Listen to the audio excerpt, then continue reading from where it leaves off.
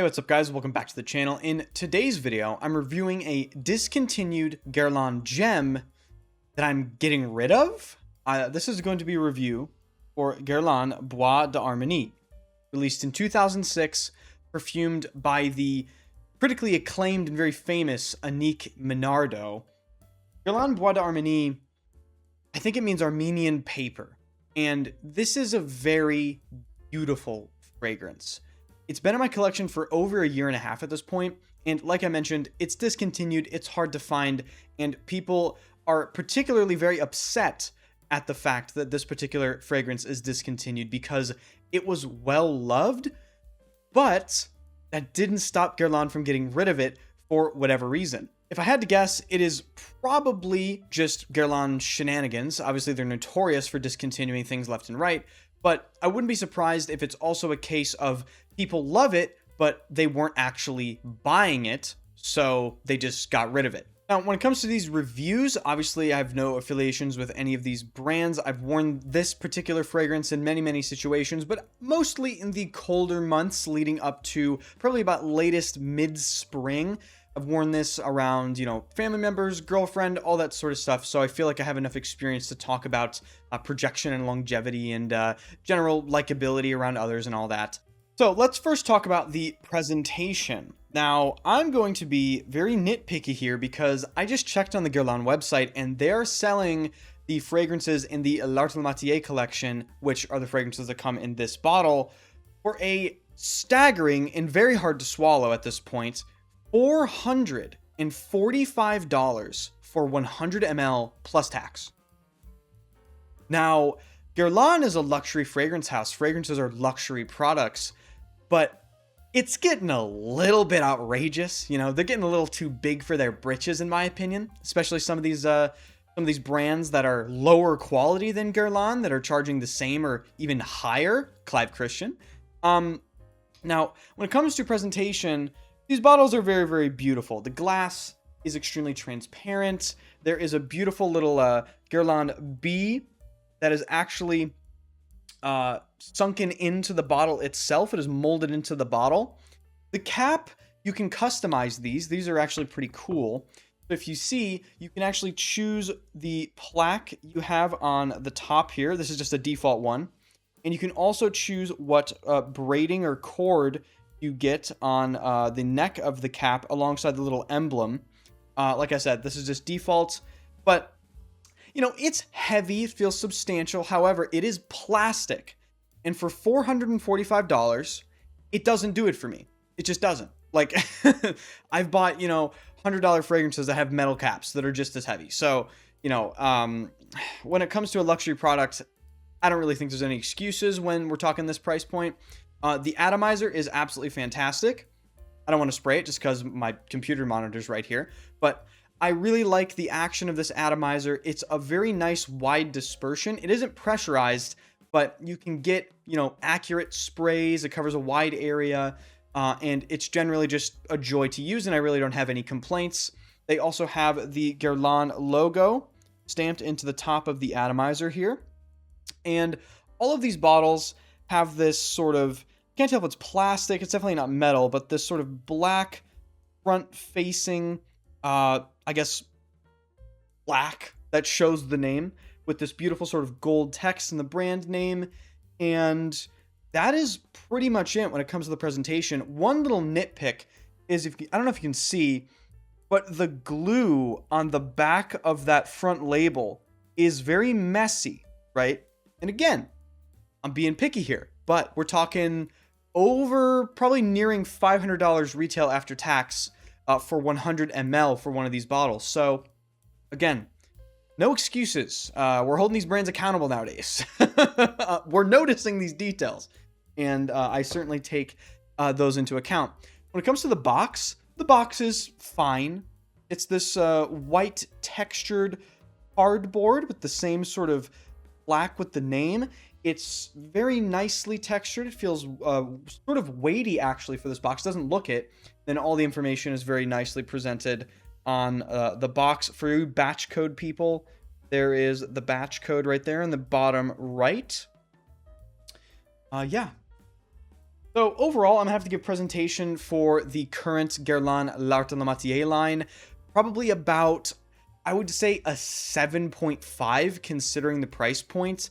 I know brands such as Amouage that, in my opinion, just outdo the presentation significantly for actually less money. Now, talking about the scent profile for Bois d'Armani, there's really no getting around it. This fragrance is absolutely stunning, but I mentioned at the beginning of the video, I'm selling it. And I could very easily, hold on to this fragrance for a couple of years and the price would probably just go up and up and up, unless Guerlain, re-releases it.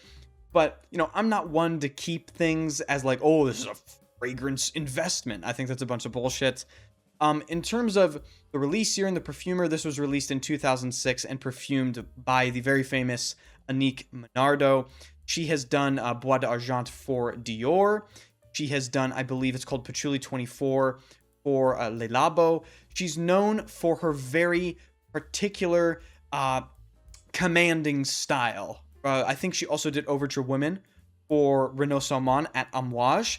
And there's a famous story regarding that fragrance in Annick Menardo. She basically said, here's the formula and here's the scent profile for Overture Woman. I'm not changing anything about it. Take it or leave it. And that's what she told Renaud Salmon at Amouage. So very cool person, Annick Menardo, for that. She doesn't really like to change her fragrances. But with Bois d'Armani, it's, as far as I can tell, it's this extremely beautiful rendition on benzoin and this sort of ambery feel. It has an extremely inviting, warm feeling vibe. Touching on the name Bois d'Armani, when I googled what the name meant, it apparently means Armenian paper, and Armenian paper is a type of paper incense or some sort of room deodorizer, and it's been produced for quite a long time.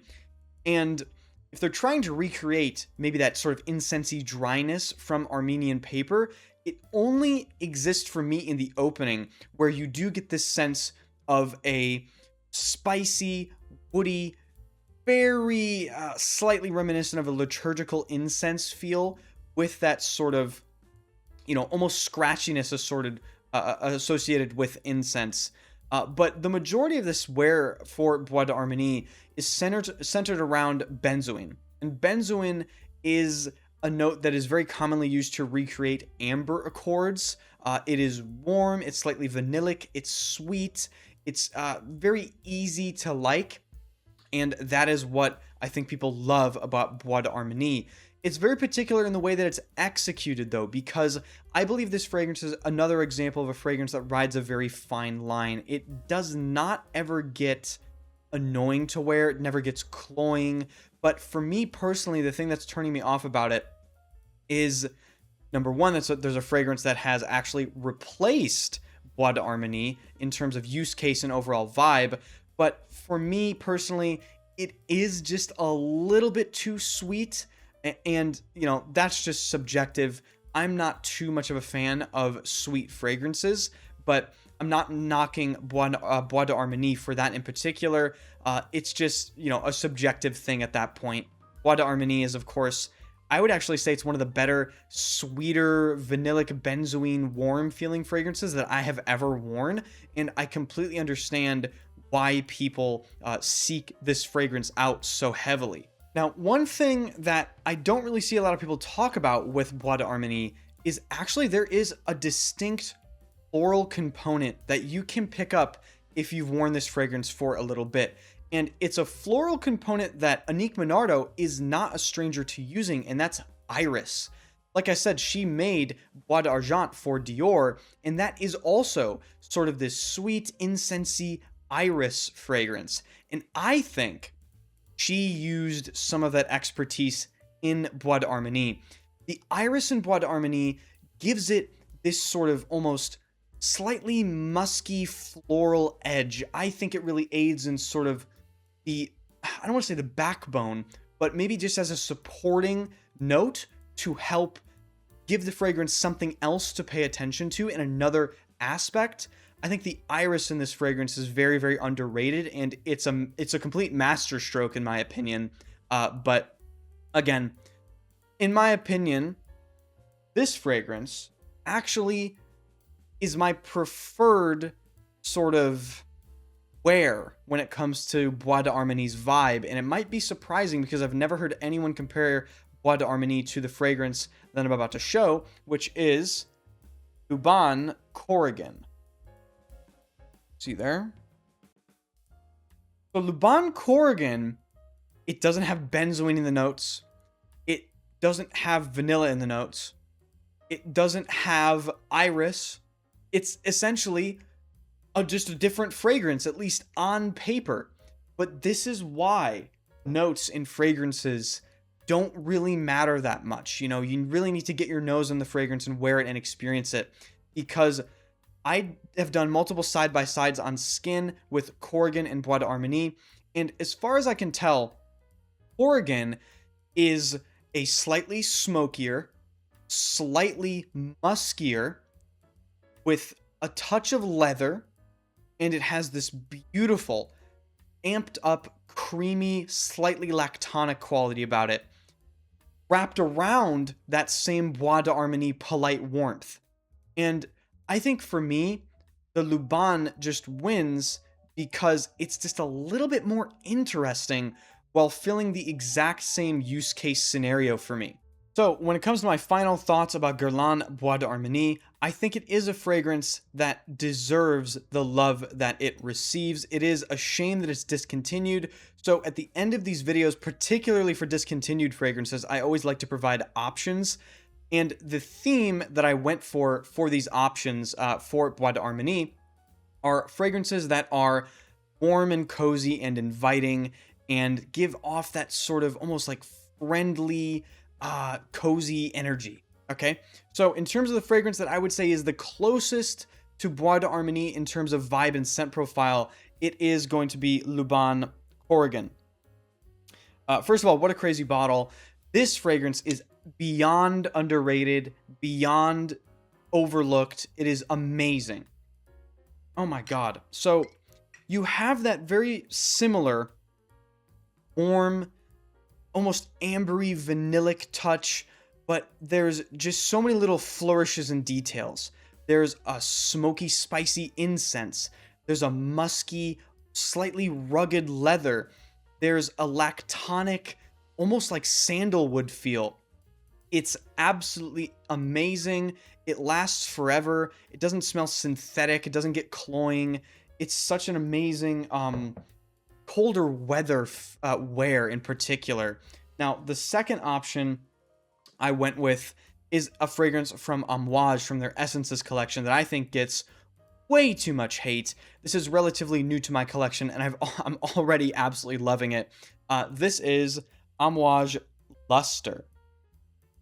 Lustre is beautiful. Oh my god.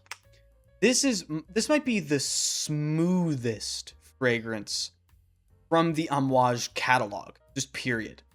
The way they executed this vanillic, spicy, sandalwoody feel is out of this world, and I don't even care about all the debate about, oh, is this an Amouage? Oh, does it deserve to be an Amouage? This is so high quality. The wear experience is phenomenal. The spices in here are just so well integrated into the smooth, vanillic, creamy scent profile. They're so well blended. It kind of smells like cardamom. It has something to do with, like, there is a little bit of an incensey aspect, as most Amouage fragrances do have. But yeah, that is definitely one of the most inviting and cozy Amouage fragrances in their entire lineup, and I think it's completely overhated. And last and certainly not least, this is an icon of perfumery. This is none other than Frederic Malle, Musc Ravageur. Now, the older bottles of Musc Ravageur are definitely more animalic and pissy and probably not as approachable. However, what is sold nowadays is definitely more on that spicy, vanillic, cozy side. So that is why I am including it as an option. This is musky in a clean, lovely way now. Whereas before, the prior formulation of this, I understand that it was sort of like pissy and animalic and slightly challenging. This is spicy. It's once again vanillic. It does have this beautiful sort of ambery glow as you wear it. The projection is fantastic still. Yeah, Musc Ravageur. Oh, wow. It's slightly powdery as well. Very slightly powdery, but there's nothing that smells like this. I really have rarely ever encountered a fragrance with this particular vibe. But I do think it fits the Bois d'Armani options list. So there we go. There's the Bois d'Armani review. Let me know if you've ever smelled Bois d'Armani. Let me know if you love it.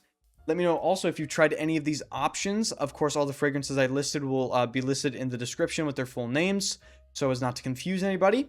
If you enjoyed, be sure to hit the like button, hit the sub button, and hopefully I'll see you for the next review, whatever that may be.